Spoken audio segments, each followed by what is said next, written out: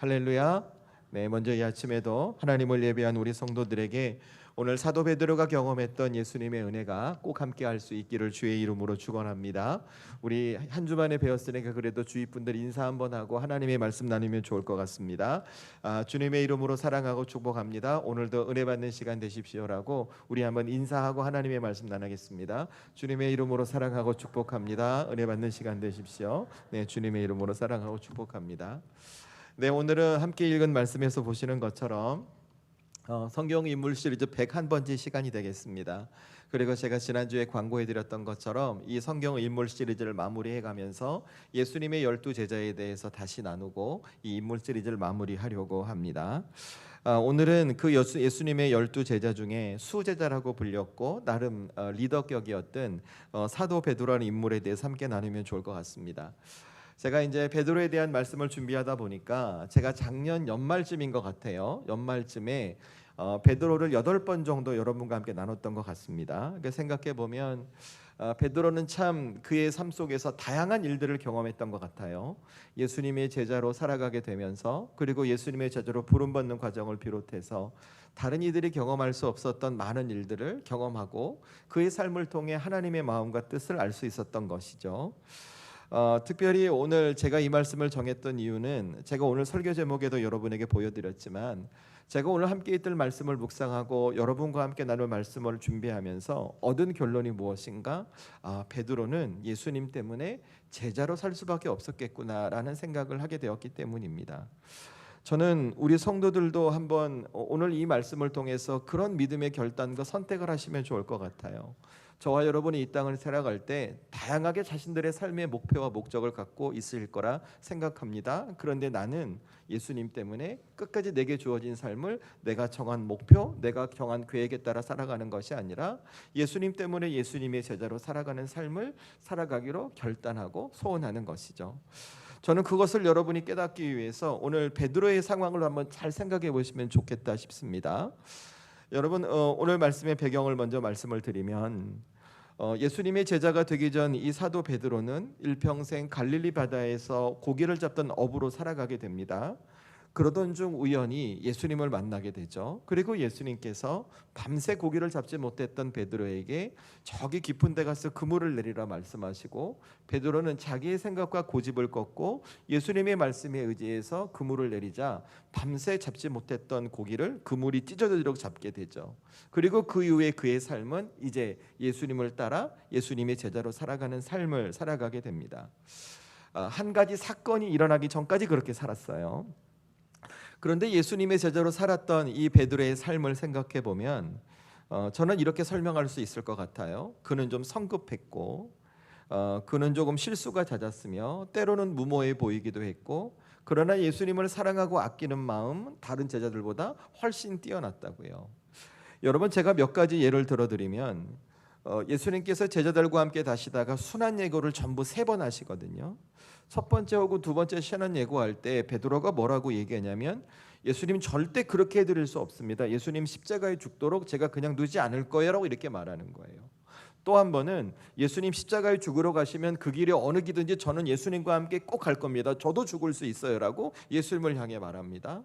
또 한 번은 예수님께서 십자가에 죽으시기 위해 겟세마네 동산에서 기도하시다가 대제사장과 주변의 군사들에게 잡히잖아요. 그때 어떻게 했는지 기억하시죠? 베드로가 허리에 춤에 차고 있던 칼을 뽑아서 대제사장 종의 귀를 자르기도 하죠.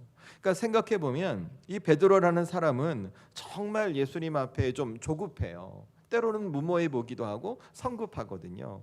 그런데 그 이면에 뭐가 있었냐 하면 항상 예수님을 사랑하고 아끼는 마음이 바탕으로 있었던 거예요. 그래서 제자들과 함께 가시다가 예수님께서 이런 말씀도 하시잖아요. 얘들아, 세상 사람들이 나를 누구라 말하니? 그러자 제자들이 아무 말 못해요. 뭐 선지자 이렇게 얘기해요. 그러다가 예수님께서 제자들에게 다시 물으세요. 너희는 나를 누구라 생각하느냐? 그때 제자들이 아무 말 못하죠. 그때 베드로가 뭐라 그래요? 베드로는 예수님을 향해 주는 그리스도시요 살아계신 하나님의 아들입니다라고 고백하기도 합니다. 그러니까 베드로가 그렇게 예수님을 아끼고 사랑하고 예수님과 함께하는 삶을 기뻐하고 행복했거든요. 그런데 오늘 성경을 보니까 어떤 모습이냐면 베드로가 예수님을 떠났어요. 과거 예수님을 알지 못하던 때로 돌아가서 그리고 다시 고기를 잡으며 과거의 삶으로 돌아가고 살아가고 있는 거예요. 그런데 그 이유가 한 사건 때문에 그래요. 그 사건이 무엇인가?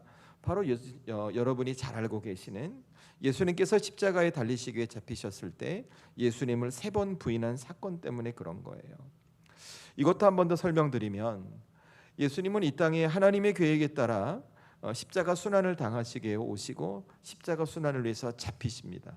그리고 가장 먼저 끌려간 곳이 대제사장의 집이거든요. 거기서 모진 고초를 당하세요.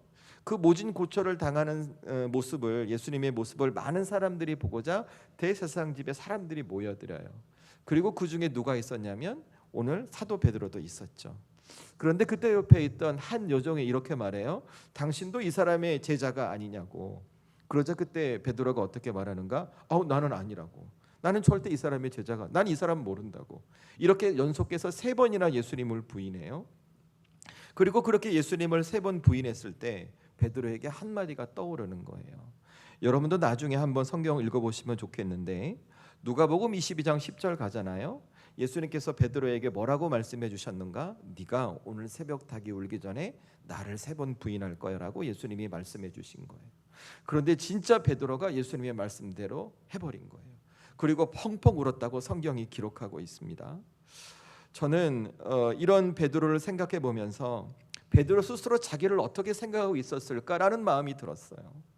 여러분도 한번 베드로의 입장에서 생각해 보세요. 내가 예수님과 함께 3년이랑 제자로 살면서 내가 다른 사람들이 경험하지 못한 주님의 수없이 많은 기사와 이적을 경험했습니다.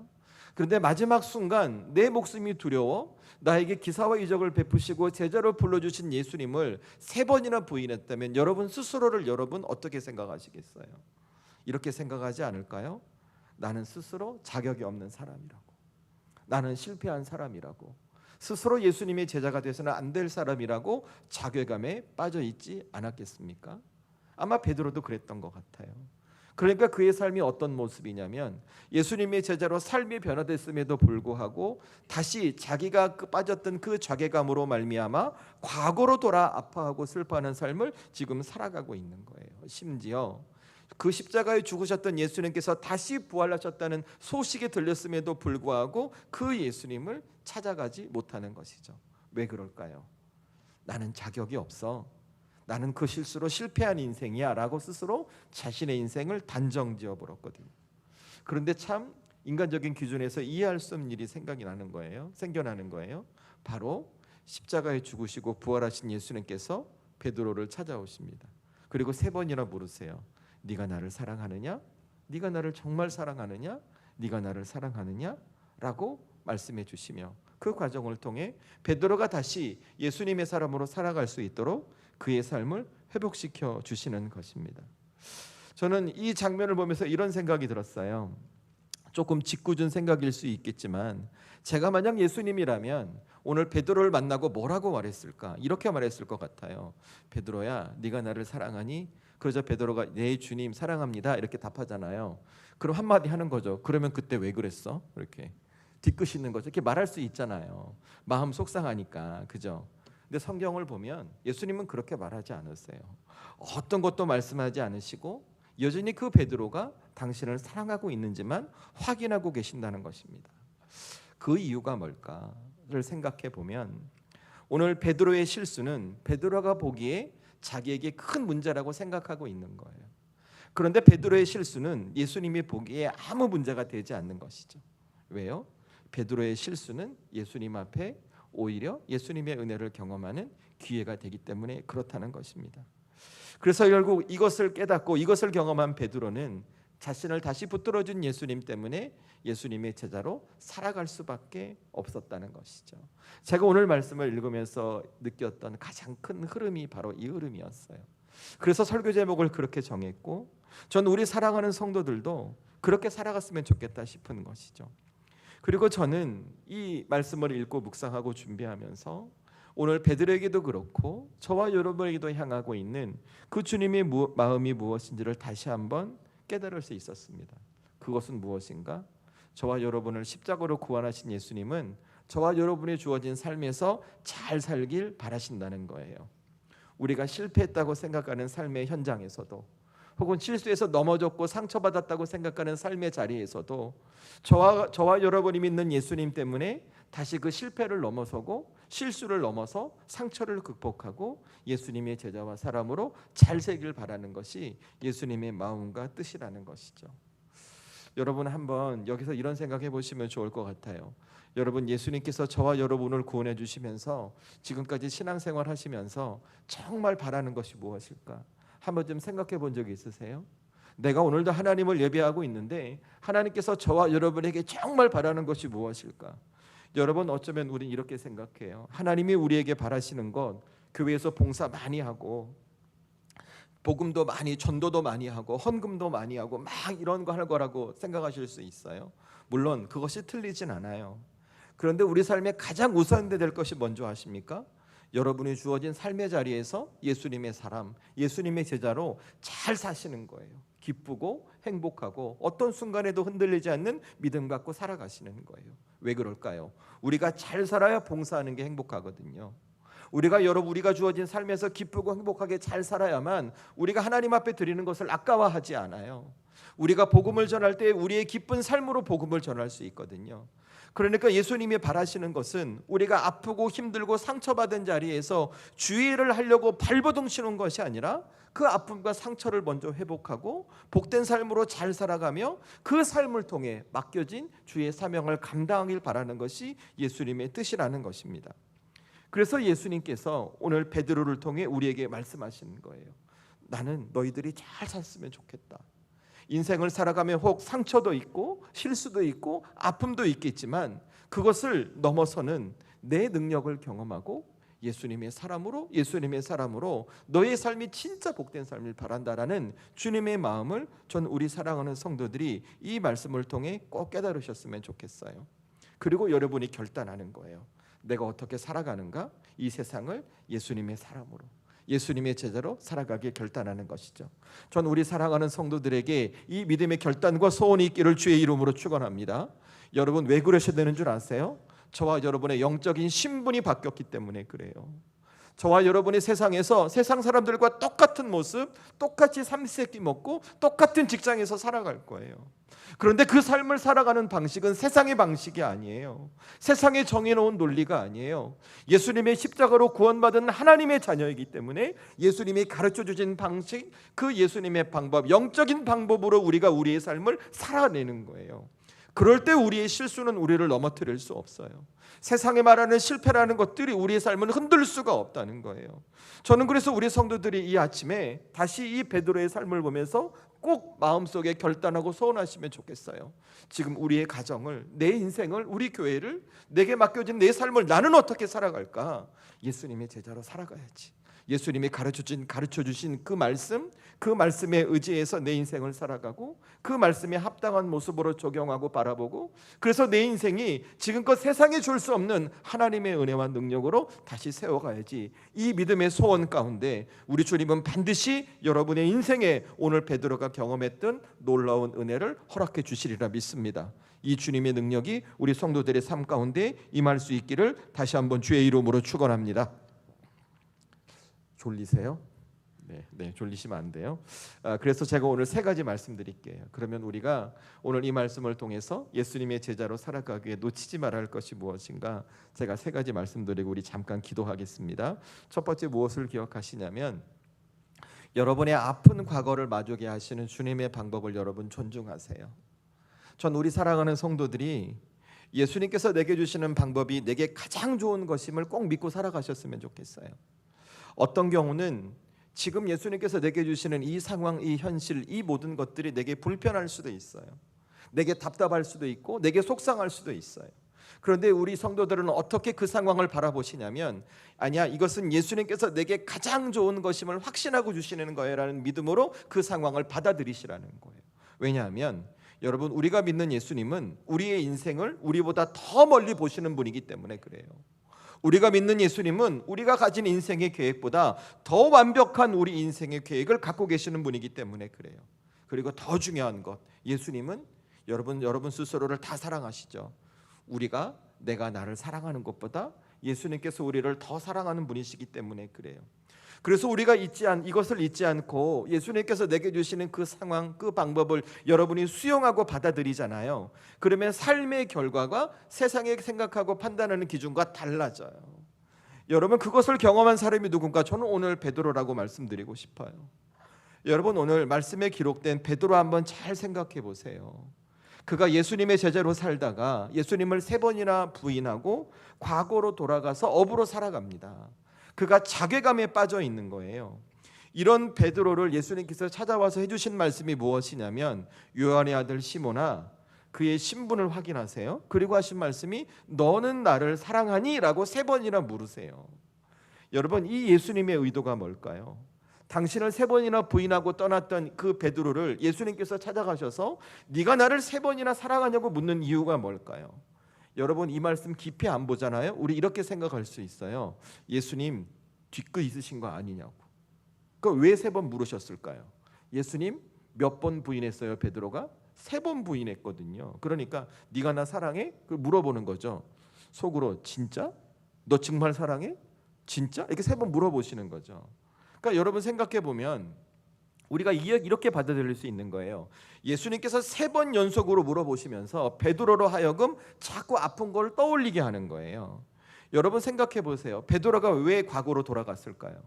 자기가 예수님의 제자로 살다가 예수님을 3번 부인했으니까 나는 예수님의 제자의 자격이 없어라고 생각하고 과거로 돌아가서 살아가고 있는 거잖아요. 그런 베드로에게 예수님께서 너는 나를 사랑하니 묻는다면 베드로에게 뭐가 떠오를까요? 마음속에 예수님을 사랑하고 있음에도 불구하고 예수님을 3번이나 부인했던 아픈 과거의 추억이 자꾸 떠오를 거 아니에요. 그러면 여러분, 한 번 물어보는 게 좋을까요? 3번 물어보는 게 좋을까요? 아니면 묻지 않는 게 좋을까요? 인간적인 기준으로 보면 안 물어보는 게 좋죠. 물어본다면 몇 번? 그냥 작은 소리로 한 번만. 그런데 오늘 예수님께서 어떻게 하셨어요? 3번이나 연속 물어보시는 거예요. 마치 당신이 당한 속상함을 너도 한번 당해봐, 너도 한번 이러는 것처럼 예수님 그러시는 거예요. 그런데 여러분, 오늘 진짜 예수님께서 베드로가 속상하는 마음으로 너도 한번 당해봐라는 마음으로 이 말씀을 하셨을까? 아니에요. 예수님의 의도는 그거 아니에요. 예수님이 만약 베드로에게 다른 의도가 있었다면 네가 나를 사랑하니라고 물으신 이후에 다른 말씀을 하셨어야 돼요. 내 양을 먹이라, 내 양을 치라 말씀하지 아니라 네가 나를 사랑하니 예 주님 그렇습니다. 그러면 그때 왜 그랬어? 이렇게 나와야죠. 그렇지 않겠어요? 두 번째, 네가 나를 사랑하니? 라고 물었을 때 네 그렇습니다. 그러면 왜 3번이나 부인했어? 이렇게 물었어야죠. 그렇지 않을까요? 그런데 예수님은 완전히 다른 이야기를 하시는 거예요.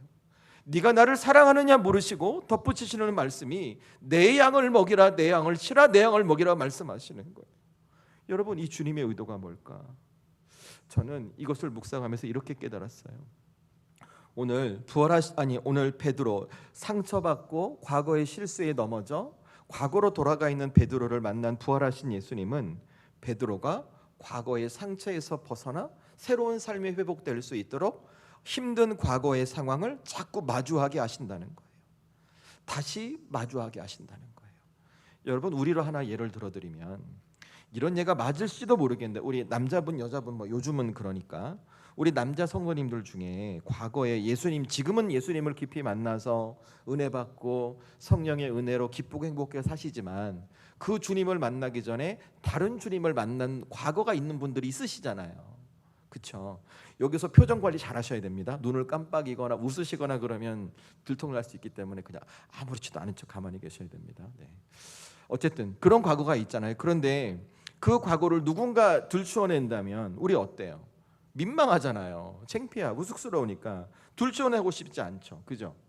마주하고 싶지 않은 거예요, 과거가. 여러분, 오늘 베드로도 똑같지 않을까요? 부활하신 예수님께서 자기가 실수했던 과거를 자꾸 들추어낼 때 베드로의 마음이 어떻겠어요? 도망가고 숨고 싶을 거란 말이에요.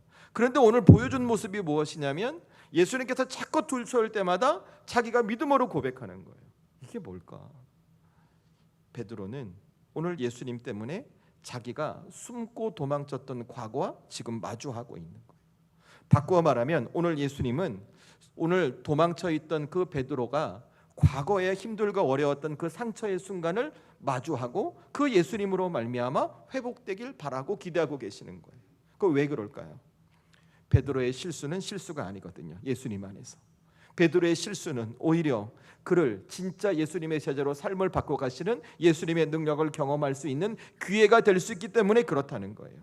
그래서 여러분 따지고 보면 오늘 예수님께서 베드로의 과거의 실수를 자꾸 마주하게 하시는 그 예수님의 방법은 베드로에게 당장은 아플지는 모르겠지만 앞으로 그의 인생을 살아가면서 베드로가 과거의 상처에서 벗어날 수 있는 가장 좋은 방법이 될 수 있다는 것이죠.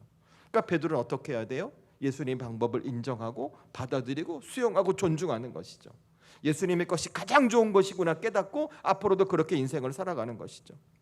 저는 이런 베드로를 바라보면서 우리 살아가는 성도들도 그렇게 살아가셨으면 좋겠어요. 여러분도 이 땅을 믿음의 백성으로 살아가면서 하나님 나 이거 주세요, 예수님 나 이거 주세요, 내가 원하는 것만 바라고 기대하는 것이 아니라 하나님께서 내게 무엇인가 주셨을 때에, 예수님께서 내게 무엇인가 주셨을 때에 이것이 내게 가장 합당한 것임을 믿고 순종하고 받아들여 내 삶을 바꿔가시는 그 주님의 은혜를 여러분이 경험해 보시라는 거예요. 그것이 비록 고난이라 할지라도, 그것이 비록 아픔이라 할지라도, 그것이 비록 시험이라 할지라도. 왜요? 우리에게 아픔과 고난과 시험은 주님과 함께 있을 때 아픔으로 끝나지 않거든요. 고난으로 끝나지 않거든요. 시험으로 끝나지 않거든요. 반드시 내 삶을 붙들고 계시는 예수님 때문에 새로운 인생의 전환점으로 만들어 가시기 때문에 그렇다는 거예요. 여러분, 우리 가끔 그럴 때 있을 거예요. 하나님 앞에 예배하고 말씀 듣고 기도하고 이러다 보면 저도 그런 것 같아요. 문득 과거에 내가 실수하고 잘못했던, 생각하고 싶지 않았던 것들이 불쑥불쑥 우리에게 떠오를 때가 있어요. 그럴 때 우리 어떻게 마음속으로 하나님 앞에 고백합니까? 예수님이 왜 이거를 이걸 왜 생각나게 하세요? 저 아파요, 저 힘들어요, 이렇게 말하곤 하잖아요. 그죠?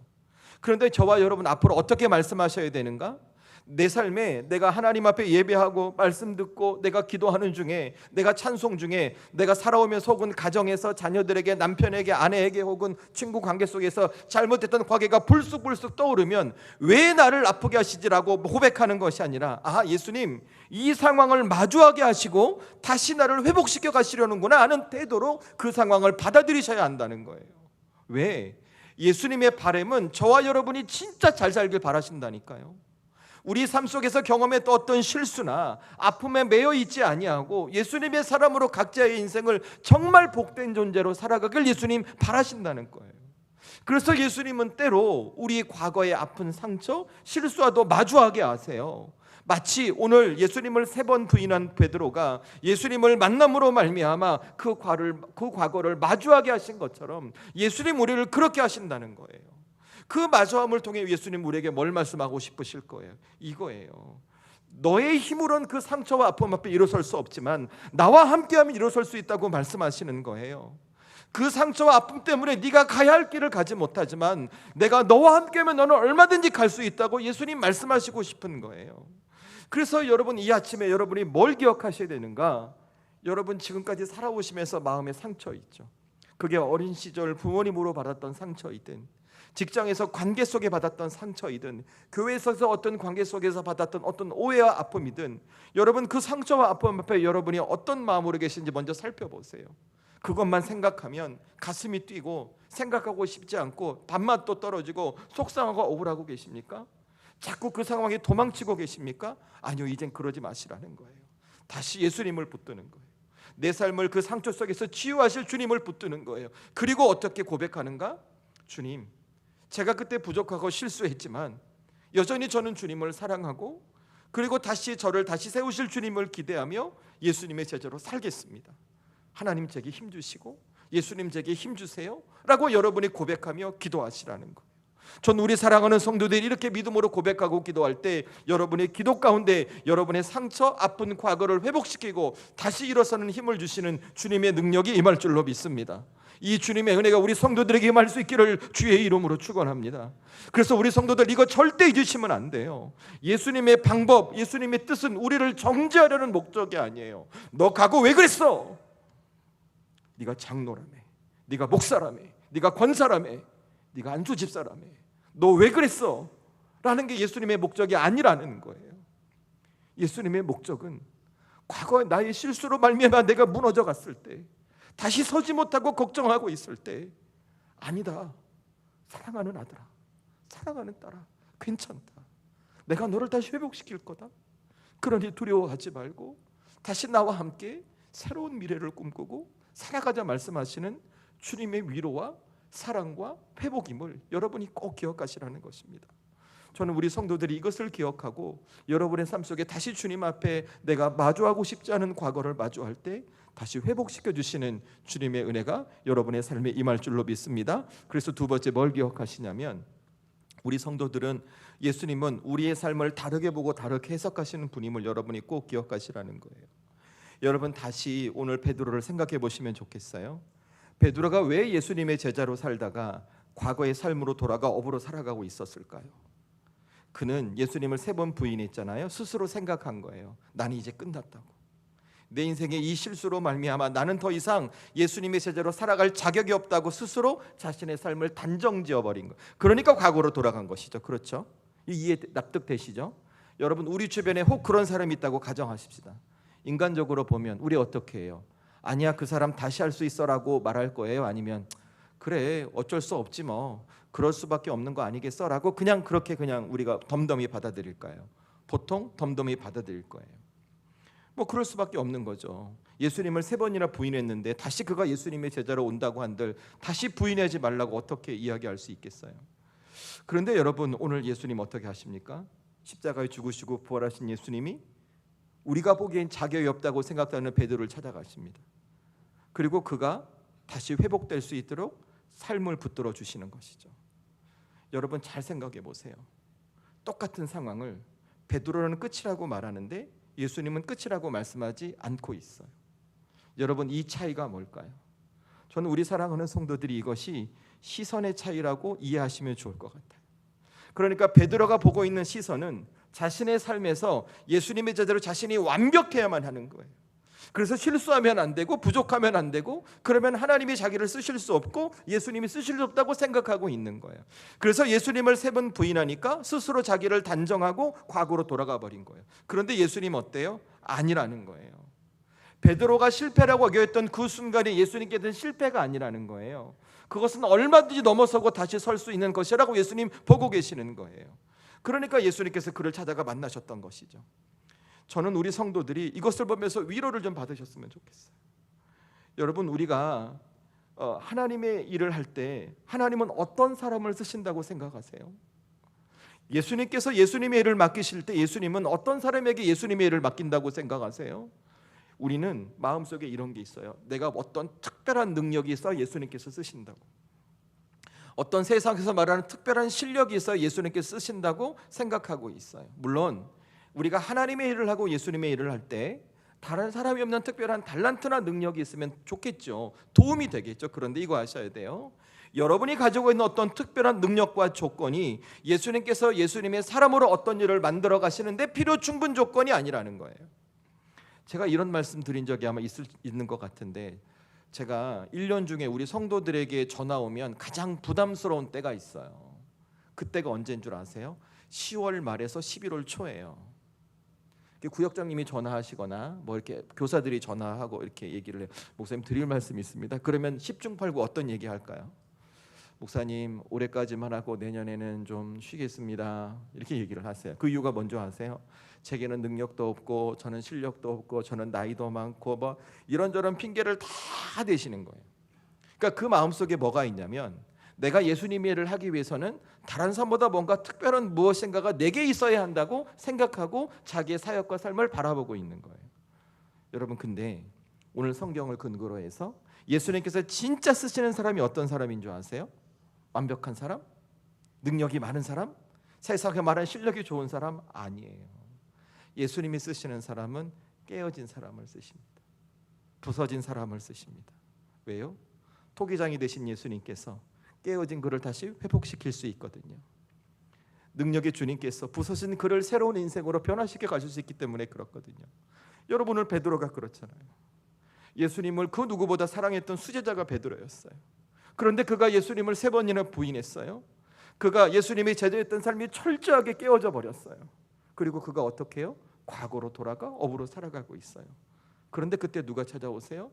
부활하신 주님이 찾아와 그를 만나시고 그가 새로운 인생으로 다시 예수님의 제자로 과거보다 더 견고한 인생으로 살아갈 수 있도록 그 인생을 붙드시잖아요. 그래서 저는 우리 성도들이 꼭 기억하시라는 거예요. 내가 믿는 예수님은 이 세상의 가치와 눈으로 바라보는 분이 아니에요. 우리 삶을 다르게 보시고 다르게 해석하시는 분이시라는 거예요. 여러분, 이것은 저와 여러분도 똑같이 예수님께서 그러실 거예요.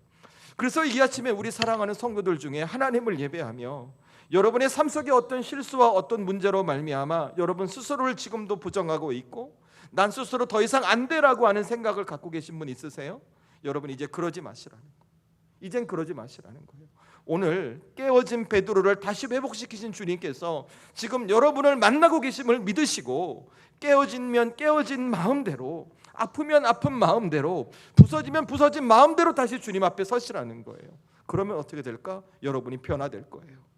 여러분이 다시 한번 새로운 삶을 살아가게 될 거예요. 저는 그렇게 우리 사랑하는 성도들이 이 아침에 여러분의 삶을 다르게 보고 다르게 하시는 그 주님께서 붙들고 계심을 믿고 다시 한번 그 주님과 함께 인생을 살아가고 결단하는 믿음의 사람이 될 수 있기를 주의 이름으로 축원합니다. 그래야 여러분의 인생이 바뀔 수 있습니다. 여러분, 그렇게 살아가고 싶지 않으세요? 전 우리 성도들이 꼭 그렇게 살아가셨으면 좋겠어요. 그래서 마지막 세 번째 꼭 기억하실 게 무엇이냐면, 그래서 우리 주님께서 여러분의 인생에 길잡이가 되어주심을 잊지 마시라는 거예요. 여러분, 오늘 말씀에 만약에 예수님께서 이 부활하신 주님께서 오늘 베드로를 찾아가 주셨는데 너가 나를 사랑하니? 라고 말씀하시고 내 양을 먹이라 치라 먹이라 이 말씀하신 걸로 딱 끝났다면 베드로의 마음이 어땠을까요? 기쁘고 행복했을까요? 아, 그래, 주님이 나를 만나셨으니까 내가 앞으로 예수님의 제대로 잘 살아가고 있어라고 생각했을까요? 저는 오히려 반대일 것 같아요. 더 근심이 컸을 것 같아요. 더 두려움이 컸을 것 같아요. 내가 예수님을 3번이나 부인하고 고향에 돌아와 있는데 그런 나를 예수님이 찾아와서 다시 사명을 주셨어. 마음속에 이러지 않을까요? 내가 잘할 수 있을까? 그 살아계신 주님이 계셨을 때도 내가 못했는데 이젠 주님이 가시면 나 혼자 이 일을 감당해야 되는데 내가 이 일을 잘 감당할 수 있을까라고 걱정하지 않았을까요? 저는 걱정했을 것 같아요. 그런데 예수님께서 오늘 마지막으로 어떤 말씀을 덧입혀 주는 줄 아세요? 여러분, 오늘 말씀 19절 말씀 함께 읽습니다. 오늘 말씀 19절 함께 읽습니다. 시작. 이 말씀을 하심은 베드로가 어떠한 죽음으로 하나님께 영광을 돌릴 것을 가리키심이로라. 이 말씀을 하시고 베드로에게 이르시되 나를 따르라 하시니 아멘. 예수님께서 마지막으로 베드로에게 말씀하시는 거예요. 나를 따르라라고. 그 말씀이 어디에 또 나와요? 22절에 나와요. 제가 읽습니다. 눈으로 오세요. 예수께서 이르시되 내가 올 때까지 그를 머물게 하고자 할지라도 내게 무슨 상관이냐? 너는 나를 따르라 하시더라. 아멘. 2번에 걸쳐서 나를 따르라 말씀하시는 거예요. 여러분, 이게 뭘까요? 베드로야, 너는 이 방향으로 가야 되라고 말씀하시는 걸까요? 아니에요. 예수님께서 무너졌던 베드로를 회복시키시고 다시 사명을 주시며 그를 홀로 두지 않겠다는 거예요. 네가 이 사명 잘 감당할 수 있도록 네 인생길에 내가 먼저 사갈 거야. 그러니까 너는 나를 따라오기만 하면 돼 라고 예수님 말씀해 주시는 거예요. 그래서 여러분, 진짜 제자의 삶이 뭔지 아세요? 제자의 삶은 내 마음대로 사는 게 아니에요. 내 인생의 주인, 내 인생길의 길잡이가 되시는 분이 주님을 믿고 예수님께서 내게 보여주신 발자취를 따라 내 인생 걸음을 걸어가는 거예요. 그럴 때 우리에게 주어진 은혜가 무엇인가? 다른 사람이 가지 못했던 길을 가게 될 것이고 다른 사람이 보지 못했던 것을 보게 될 것이며 더 중요한 것은 이렇게 부족하고 약한 내가 깨어지고 부서졌던 내가 다른 사람이 해낼 수 없는 놀라운 하나님의 일을 이루는 그 축복의 통로가 될 수 있다는 것이죠. 저는 그래서 우리 사랑하는 성도들이 이 아침에 오늘 이 말씀을 기억하며 여러분이 가는 인생길에 예수님께서 길잡이가 되어주시고 그래서 나는 그 주님의 를 따라 살아가는 제자의 삶이 되기를 소원하는 분들이 될 수 있기를 주의 이름으로 축원합니다. 여러분, 그 믿음으로 여러분의 인생길을 걸어가십시오. 그럴 때 여러분의 삶을 누가 이끌어 가시는가? 우리 주님께서 이끌어 가실 것이고 여러분에게 새로운 삶이 될 수 있도록 그 주님께서 새로운 것을 펼쳐주실 것입니다. 이 주님의 능력이 우리 성도들에게 꼭 임하기를 소망합니다. 말씀을 마무리하겠습니다. 여러분, 사실 오늘 이 말씀을 준비하면서 저는 저를 많이 돌아보게 됐어요. 사실 저를 보는 것 같았어요. 저도 우리 단비교회 부임하고 이런저런 실수들이 있었거든요. 목회자로 설교자로 서 있으면서 혼자 했던 생각이 내가 저 강대에서 하나님의 말씀을 선포하는 것이 맞을까라는 생각을 거짓말 아니라 수없이 많이 했던 것 같아요. 혼자 울기도 많이 울었던 것 같아요. 내가 이 사명 내가 감당할 수 있을까? 그런데 그때마다 주셨던 주님의 마음은 이 자리를 포기하지 않게 하셨어요. 그래서 감사하게 아직까지 예배 펑크 한 번도 안 냈어요. 너무 감사한 거죠. 그러니까 이 말씀을 보는데 그 주님의 은혜가 제게 감동이 되는 거예요. 저는 우리 성도들에게도 우리 주님께서 그렇게 하시리라 믿습니다. 이 아침에 저는 우리 성도들이 그래서 다시 한번 이 베드로를 바라보며 나는 어떻게 살아가야 될까? 지금 주어진 삶의 자리, 깨지고 부서진 나의 마음과 심령, 산재해 있는 삶의 고민과 걱정들, 내가 어떻게 살아가야 될까? 다시 나를 새롭게 하시고 다시 내 인생을 새롭게 이뤄가실 주님을 기대하며 예수님의 제자로 살아가길 소망하는 것이죠. 전 우리 사랑하는 성도들이 이 믿음의 결단 가운데 제가 주님께 경험했던 은혜 여러분도 꼭 경험하게 되실 것이고, 오늘 베드로가 경험했던 예수님의 은혜 우리 성도들의 삶에도 동일하게 임할 줄로 믿습니다. 그러니 여러분 이 시간 우리 잠깐 기도하십시다. 기도할 때 예수님, 이제 제가 예수님의 제자로 살아가겠습니다. 제가 깨어지고 부서지고 그렇게 연약하지만 그래도 저를 붙들고 계신 주님 앞에 제자의 삶, 예수님의 발자취를 따라감으로 저를 통해 회복시키시는 주님의 은혜를 경험하겠습니다.